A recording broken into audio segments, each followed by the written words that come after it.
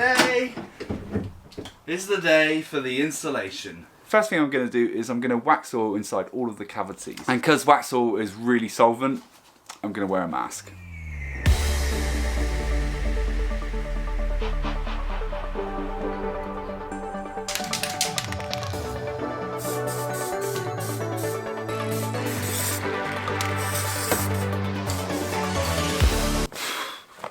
Now, I would recommend doing this with as many doors open and as many windows open as you can. Once you start spraying it, it does turn into a bit of a savage area to be. We have had a lot of rain as well over the last couple of days, and I have checked in here. I actually put some tissue paper down inside there just to see if I got any leaks through the holes in the side of the van. And it appears that my ceiling has done wonders. Now, for the insulation, the lovely people over at DodoMat have literally just supplied enough insulation to do this entire van, which has saved me quite a bit of money. I'm still going to include the cost of it in this van build, so that if you are looking at sort of converting a van of a similar size to a similar spec, at least you'll know roughly how much it's going to cost.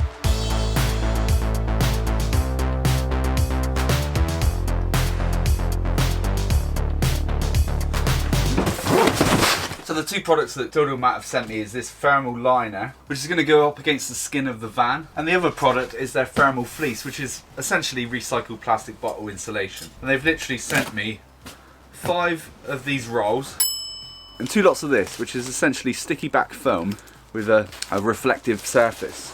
So that's going to go up against that, and then this will go on top of it.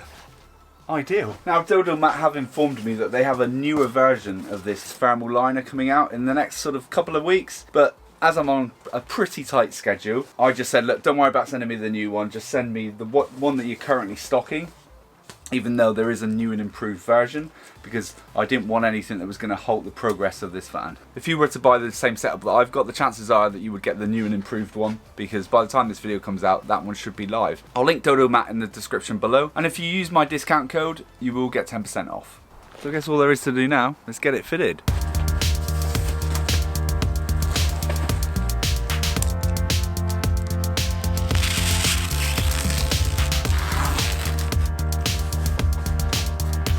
I feel like a pair of scissors will probably do this bit of cutting a bit better than the knife.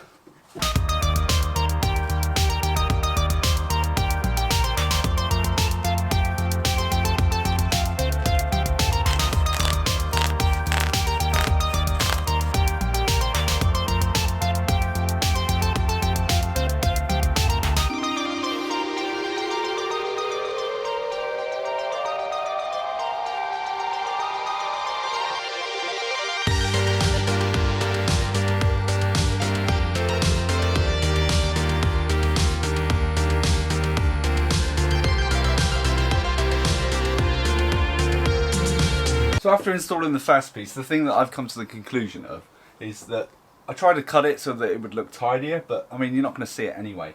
But there's no reason why it just can't overlap the sides here. Then I haven't got to worry about any sort of gaps in any areas that's not going to be insulated. So I'm literally just going to, for the next part, I'm not going to trace around here, it's just literally going to overlap the sides, just like this. Because more insulation is better.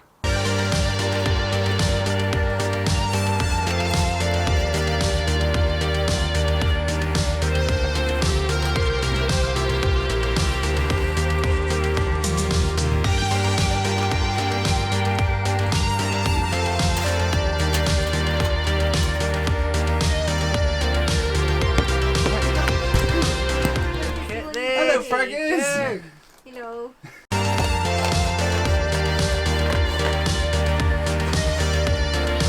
So as you can see, I've not actually gone all the way down to the bottom with this insulation, and the only reason is because this is where the mastic is that I covered up those holes, and I'm going to want to still be able to get access to this if I ever get any leaks in the future, so I've not gone all the way down. Now, DodoMat have informed me that if you cover the van with the thermal liner, it does create its own vapor barrier, so there's absolutely no need to put a vapor barrier over this once you've completed it. I probably still will, simply because I'm not going to be covering all of the space with it, and I do want to still be able to get access in there just in case I get any leaks in the future. See these holes here? Well, there's absolutely no way of getting to that other than through these holes. I'm going to have to put some thermal fleece inside there, before I put the thermal liner over the top.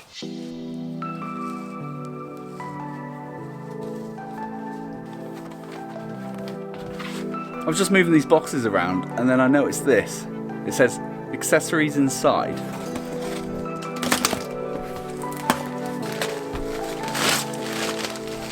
They've even sent me some contact adhesive.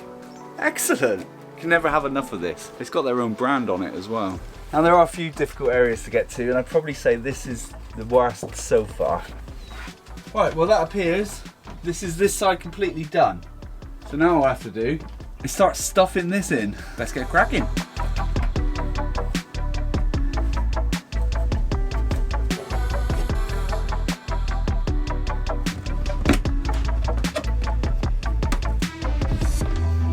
These are the things you find.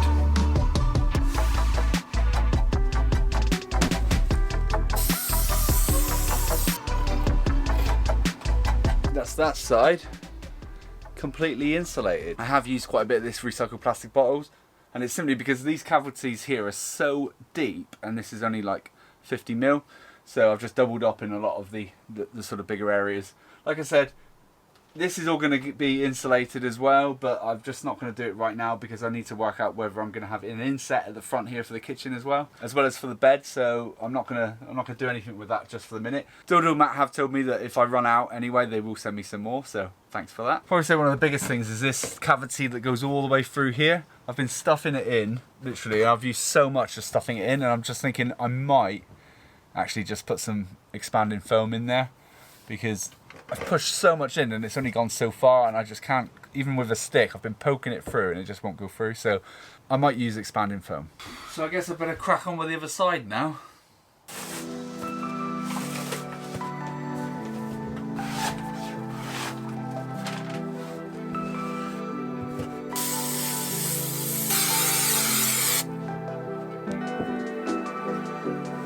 Well, that's that side done as well.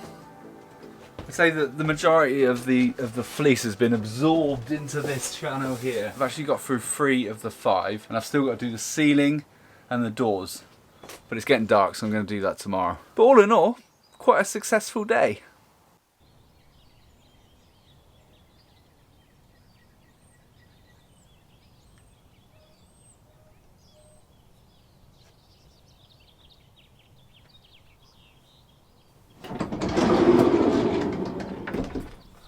Right, I think it's time to do the ceiling. I think I'm going to start on the smaller sections of the roof.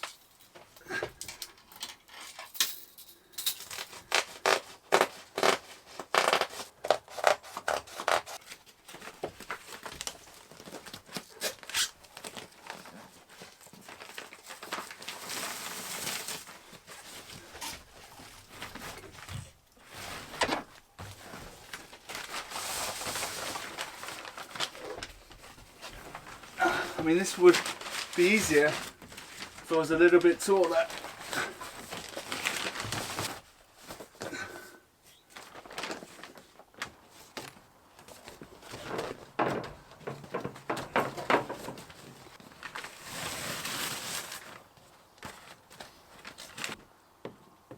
Can you believe I've only used one of these thermal liners so far?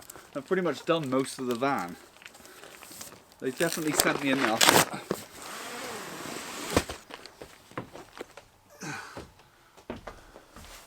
One of the tricks that I learnt when I was doing one of the hard to reach areas is peel off as much as you can and then kind of just like place it back on so it's not properly stuck, so then when you get into your hard to reach areas it just comes off so much easier.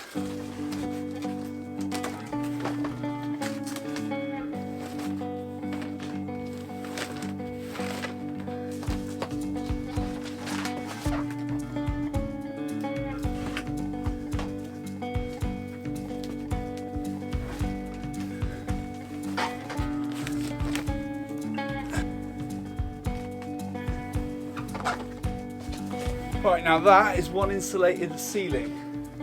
I've left a gap in the middle here because that's where the max air fan's going to go. It would be at this point where I'd put the thermal fleece up as well, but I'm not going to do the ceiling. I mean, it will get done eventually, but I'm literally going to wait until I've got all the holes cut that I need and everything, so I won't be fleecing that today.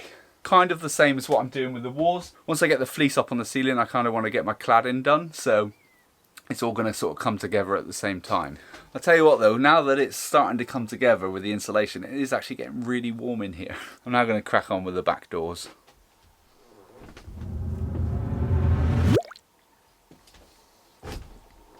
I'd probably say the hardest part of that was down there. So many little nooks and crannies. It does look a little bit like a patchwork quilt, but that's fine. I mean, as far as all this goes, it's not the prettiest job I've ever done. This is going to have the thermal fleece on it here, and when I finally box this in, the ply is literally going to cover this whole section, so you won't see any of what's behind here. And the reason why I insulated up there is because that is an open cavity in there, and there's no way of getting any insulation inside, so I've just covered it up like that.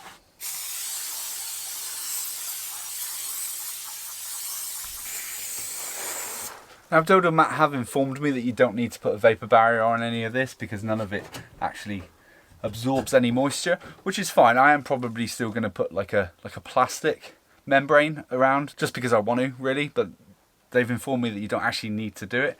But what I am going to do on here is I am going to put some tinfoil bubble wrap just up. It's mainly just to keep everything in, really, but I'm going to put this down just to hold all of that plastic in, get it all sealed up nicely, and then that should be it for the doors.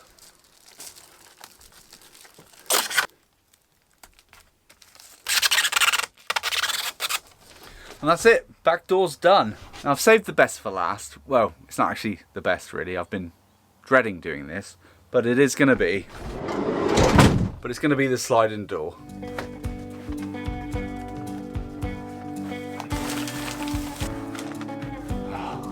So warm.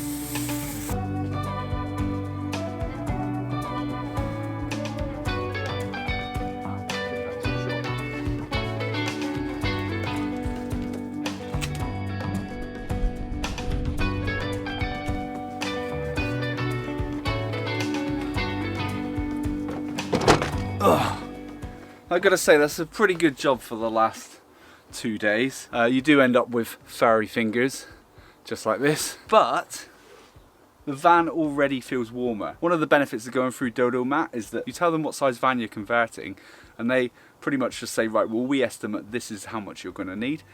And I'll be honest, they're pretty spot on. I've still pretty much got half a roll of the thermal liner left, and I've only just opened the last thermal fleece. I might need probably maybe another box of the thermal fleece just for when I do the ceiling and when I do all the rest of these parts here once I've built the inset that's going to go in there. But yeah, I'm pretty happy with the results. One of the main things that I've realised whilst converting this van is that planning is everything.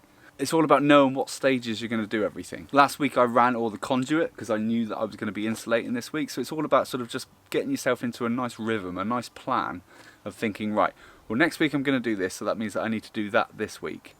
And it will make everything so much easier. But thank you for coming along on this little insulation adventure. If you are new here and you want to see the progress of this van build, there is an up-to-date playlist and it's right there. Check it out and I'll see you next week. Cheers!